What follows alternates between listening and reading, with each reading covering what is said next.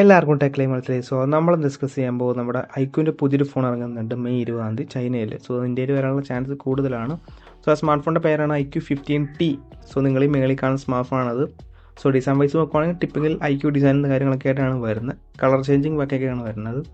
8.3 mm thickness വരുന്ന 216 gram weight വരുന്നുണ്ട്. പിന്നെ അലുമിനിയം ഫ്രെയിമാണ്. അത്യാവശ്യം നല്ല ബിൽഡ് ക്വാളിറ്റി ഉള്ളൊരു സ്മാർട്ട് ഫോണാണ്. അതിൻ്റെ ഒരു ബാക്ക് മെറ്റീരിയലിൻ്റെ കാര്യങ്ങളൊക്കെ നോക്കുവാണെങ്കിൽ അതിൻ്റെ കാര്യങ്ങളൊന്നും അറിയില്ല. മിക്കവാറും ഫൈബർ ഗ്ലാസ് ആവാനാണ് ചാൻസ് കൂടുതൽ. പിന്നെ IP68, 69 റേറ്റിംഗ് വരുന്നുണ്ട്. അതുകൊണ്ട് തന്നെ നല്ല ബിൽഡ് ക്വാളിറ്റിയും അത്യാവശ്യം നല്ല ഡിസൈനും കാര്യമായിട്ടാണ് വരുന്നത്. നമ്മൾ ഡിസ്പ്ലേയുടെ കാര്യം നമ്മൾ നോക്കുവാണെങ്കിൽ വലിയ ഡിസ്പ്ലേ ആണ് വരുന്നത്. 6.83 ഇഞ്ചാണ് വരുന്നത്. 2K റെസൊല്യൂഷനാണ്. ക്വാഡ് എച്ച് പ്ലസ് റെസൊല്യൂഷനാണ്. 144 Hz റിഫ്രഷ് റേറ്റ് വരുന്നുണ്ട്. പിന്നെ മെയിൻലി ഫ്ലാറ്റ് ഡിസ്പ്ലേ ആണ് വരുന്നത്. നല്ല കാര്യം തന്നെയാണ്. 10-bit AMOLED ആണ്. HD10+ സപ്പോർട്ട് ചെയ്യുന്നുണ്ട്. ഡോൾബി വിഷൻ സപ്പോർട്ട് വരുന്നുണ്ട്. 4500 നിറ്റ്സാണ് പീക്ക്. 2592 ഹെർട്സിൻ്റെ PWM ഡിമ്മിങ് വരുന്നുണ്ട്. പിന്നെ നമുക്കിവിടെ അൾട്രാസോണിക് ഫിംഗർ പ്രിന്റ് സ്കാനറാണ് വരുന്നത്. എല്ലാം കൊണ്ടും കിടിക്കൻ ഡിസ്പ്ലേ തന്നെയാണ്. ടോപ്പ് നോച്ച് ഡിസ്പ്ലേ ആണ്. നല്ല റെസൊല്യൂഷൻ ആയിരിക്കും, നല്ല ക്ലാരിറ്റി ആയിരിക്കും. കാരണം 2K റെസൊല്യൂഷൻ ആയതുകൊണ്ട് തന്നെ. അതുകൊണ്ട് തന്നെ മൾട്ടിമീഡിയ എക്സ്പീരിയൻസ് എന്തുകൊണ്ടും പൊളിയായിരിക്കും. അതിൻ്റെ കൂടെ തന്നെ നമുക്ക് ഡുവൽ സ്റ്റീരിയോ സ്പീക്കേഴ്സ് വരുന്നുണ്ട്. ഹൈറസ് ഓഡിയോ സപ്പോർട്ടും വരുന്നുണ്ട്. പെർഫോമൻസ് ആണ് ഈ സ്മാർട്ട് ഫോണിൻ്റെ ഹൈലൈറ്റ് എന്ന് പറഞ്ഞാൽ ഫ്ലാഗ്ഷിപ്പ് ആയിട്ടുള്ള MediaTek Dimensity 9500 ആണ് വരുന്നത്. നമുക്ക് 3 nm പ്രോസറാണ് സ്പെക്കാണ് കൊടുത്തിട്ടുണ്ട്. പിന്നെ ഇതിൻ്റെ കൂടെ തന്നെ വളരെ Q3 ഗെയിമിംഗ് ചിപ്പ് വരുന്നുണ്ട്. അപ്സ്കെയിലിംഗ് ഫ്രെയിം ജനറേഷനൊക്കെ വേണ്ടി തന്നെ. പിന്നെ LPDDR5X അൾട്രാ റാമും UFS 4.1 സ്റ്റോറേജാണ് വരുന്നത്. ടോപ്പ് നോച്ച് പെർഫോമൻസും കിട്ടുന്നുണ്ട്. ആൻഡ്രോയിഡ് സ്കോർ ആണ് കൊടുത്തിട്ടുണ്ട് വെർഷൻ 11. ഈ സ്മാർട്ട് ഫോണിൻ്റെ സ്കോർ അല്ല, Dimensity 9500 സ്കോറാണ്. ഓൾമോസ്റ്റ് 3.5 മില്യൺ വരുന്നുണ്ട് സ്കോർ. ടോപ്പ് നോച്ച് പെർഫോമൻസ് ആണ്. നിങ്ങൾക്ക് ഒരു കുഴപ്പവും വരാൻ പോകുന്നില്ല. അതുമല്ല, വലിയ ഫോൺ ആയതുകൊണ്ട് തന്നെ നമ്മുടെ അധികം ഹീറ്റിംഗ് കാര്യങ്ങളൊന്നും ഉണ്ടാവില്ല. നമ്മളിതിൻ്റെ വോയിസിൻ്റെ കാര്യം പറയുകയാണെങ്കിൽ ഒറിജിനോയിസ് 6 ആണ് വരുന്നത്. Android 16 out of the box. നമ്മളിതിൻ്റെ വോയിസിൻ്റെ കാര്യം നമ്മൾ പറയുകയാണെങ്കിൽ ഒറിജിനോയിസ് 6 ആണ്. Android 16 out of the box. 4 വർഷം ആൻഡ്രോയിഡ് അപ്ഡേറ്റും 6 വർഷം സെക്യൂരിറ്റി അപ്ഡേറ്റ് വരുന്നുണ്ട്.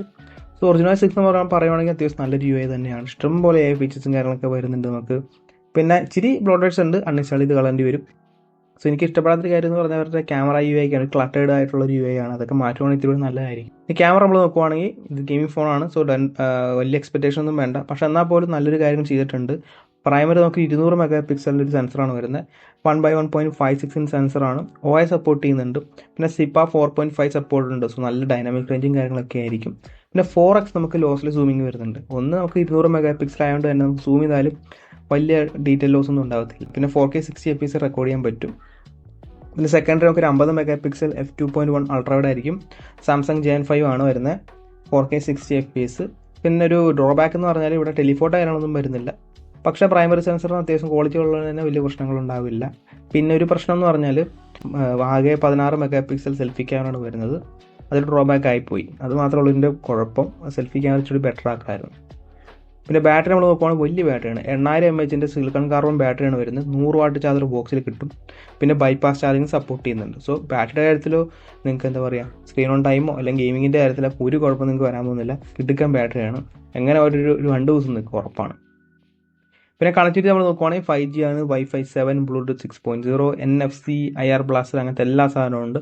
പിന്നെ USB Type-C ഏതാണെന്ന് എനിക്കറിയില്ല. മിക്കവാറും 2.0 വരാനാണ് ചാൻസ് കൂടുതൽ. ഈ ഭാഗ്യത്തിനെക്കാളും 3.2 കിട്ടിയ ഭാഗ്യം. നെക്സ്റ്റ് നമ്മൾ പ്രൈസ് നോക്കുവാണെങ്കിൽ 2-3 വേരിയൻറ്റ് ഉണ്ടാവും.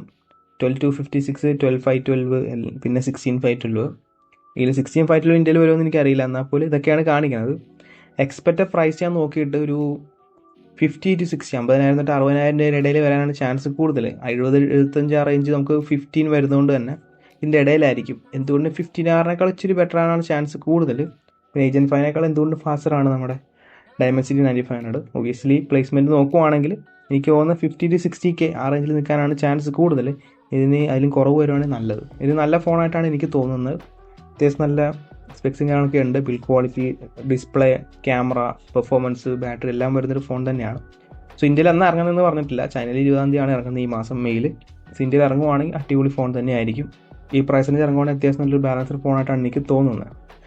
ഗൈസ്, അപ്പോൾ ഇതാണ് ഇന്നത്തെ വീഡിയോ. ഇന്നത്തെ വീഡിയോ ഇഷ്ടപ്പെടുവാണെങ്കിൽ ലൈക്ക് ചെയ്യുക, സബ്സ്ക്രൈബ് ചെയ്യുക, hit the bell icon feature നോക്കി നെക്സ്റ്റ് വീഡിയോ കാണാം.